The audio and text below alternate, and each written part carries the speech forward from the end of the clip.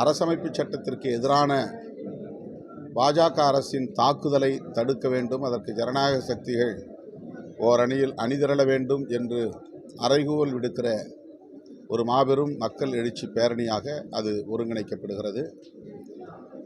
நீலச்சட்டை அணிந்து நீலச்சட்டை பேரணியாகவே அதை நாங்கள் ஒருங்கிணைக்கிறோம். புரட்சியாளர் அம்பேத்கர் அவர்கள் இந்த மண்ணில் மதசார்பற்ற அரசை நிறுவுவது என்கிற அடிப்படையில் தான் இந்த அரசமைப்பு சட்டத்தை வகுத்தளித்தார். அந்த மதச்சார்பின்மைக்கு பல முனைகளில் இருந்தும் பாஜக ஆட்சியாளர்களால் தாக்குதல்கள் தொடுக்கப்படுகின்றன, சங் பரிவார்களால் தொடுக்கப்படுகின்றன.